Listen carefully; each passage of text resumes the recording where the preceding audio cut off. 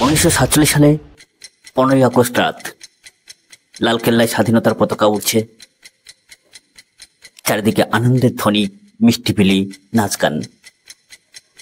কিন্তু একই সময়ে বাংলা বুক জুড়ে কলকাতা অলিগলিতে জমতে শুরু হয়েছে অন্যরকম এক অন্ধকার। স্বাধীনতার আনন্দের আড়ালে লুকিয়েছিল রক্ত, ভয় আর আতঙ্কের ইতিহাস।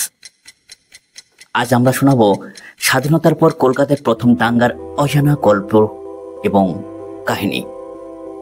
হ্যাঁ বন্ধুরা, আপনারা ইতিহাস ঘেটেছেন, ইতিহাস শুনেছেন, কিন্তু ইতিহাসের সেই করুণ দৃশ্যটা, দেশ স্বাধীন হয়েছিল তার আড়ালেও অনেক কিছু ঘটনা লুকিয়েছিল। আজ আমরা এই নিঃশব্দ খবর চ্যানেলের মাধ্যমে আপনাদের সামনে তুলে ধরব সেই এক করুণ অজানা কাহিনী। চলুন, এখনো পর্যন্ত আমাদের এই চ্যানেলটাকে যারা সাবস্ক্রাইব করেননি, অবশ্যই করে নিঃশব্দ খবর চ্যানেলটাকে সাবস্ক্রাইব করবেন, যাতে করে আগামী দিনগুলোতে অনেক অচেনা তথ্যগুলো আপনাদের সামনে তুলে ধরতে পারি। দেশ ভাগ হয়ে গেছে, ভারত আর পাকিস্তান দুই টুকরো দেশ। এই বিভাজন শুধু মানচিত্রের রেখায় সীমাবদ্ধ ছিল না, মানুষের মনেও এক গভীর বিভেদ তৈরি করেছিল। হাজার হাজার উদ্বাস্তু মানুষ ভিড় জমিয়েছে কলকাতায়। কারো মাথার উপর ছাদ নেই, কারো বা হাতে খাবার নেই। কাজ হারিয়েছে অসংখ্য মানুষ, অসংখ্য শ্রমিক। একদিকে দুর্ভিক্ষের স্মৃতি এখনো টাটকা, অন্যদিকে রাজনৈতিক দলগুলির উস্কানি। কারণ তারা উস্কানি দিয়ে যত রকম আপনাদের মধ্যে দ্বন্দ্ব লাগাবে, ততই তাদের কিন্তু লাভ কিংবা ফায়দা। সত্যি কি আমরা ইংরেজের কাছ থেকে দেশটাকে রক্ষা করে স্বাধীনতা লাভ করেছি? সত্যি কি আমরা আজ ভুলতে পেরেছি পরাধীনতার গ্লানি? সাধারণ মানুষ আতঙ্কে দিন কাটাচ্ছে। যে শহর একসময় কবিতা, গান, নাটক আর সংস্কৃতির জন্য বিখ্যাত ছিল, সেই শহরের বুকে জমে উঠেছে ঘৃণা আর হিংসার আগুন। দাঙ্গার সূচনা 1946 সালের ডাইরেক্ট অ্যাকশন ডে। এর ভয়াবহ দাঙ্গা সবই তখনও ভুলতে পারেনি মানুষ। স্বাধীনতার পর শান্তির স্বপ্ন দেখা হলেও বাস্তবে ঘটল তার উল্টোটাই। ছোট্টখাট্ট ঝগড়া, দোকানপাট ভাঙচুর, গুজব ছড়ানো, সব মিলে কয়েকদিনের মধ্যেই তা ভয়ঙ্কর দাঙ্গার রূপ নিল। কেউ বলল ওরা আমাদের আক্রমণ করেছে, আবার অন্য পক্ষ বলল আমরাই আক্রান্ত। সাধারণ মানুষের অভিজ্ঞতা থেকে আপনাদের কয়েকটি উদাহরণ হিসেবে বলতে পারি। শঙ্কর নামের একজন ছাত্র লিখেছিলেন তার ডায়েরিতে, সেদিন দুপুরে হঠাৎ বাইরে চিৎকার শুনলাম।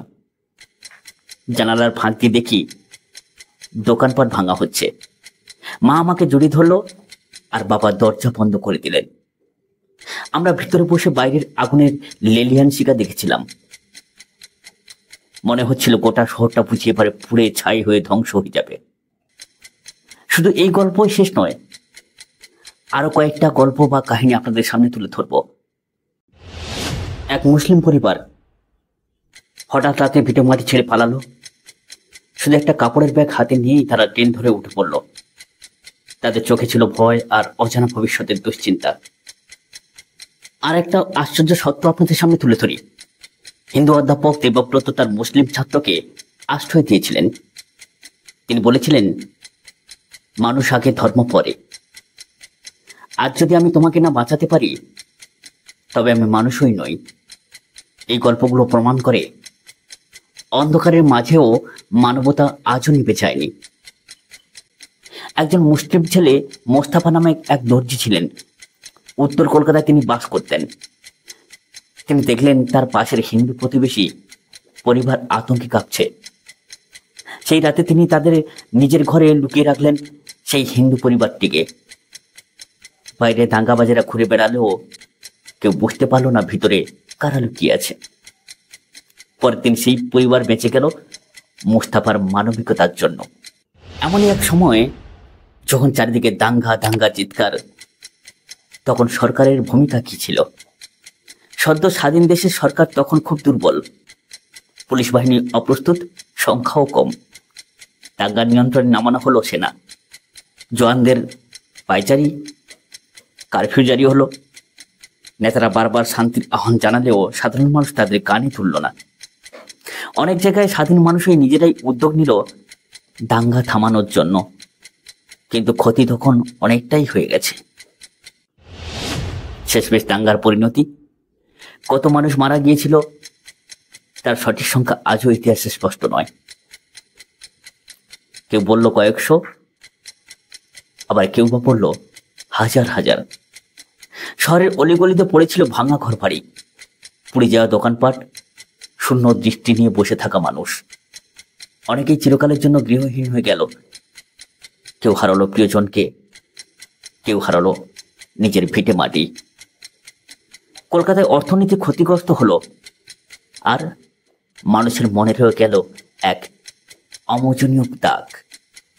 আজ আমরা স্বাধীনতার আনন্দে উদযাপন করি, পতাকা উড়াই, কিন্তু ভুলে যাই স্বাধীনতার পরেই আমাদের এই শহর এমন এক রক্তাক্ত ঘটনার সাক্ষী হয়েছিল।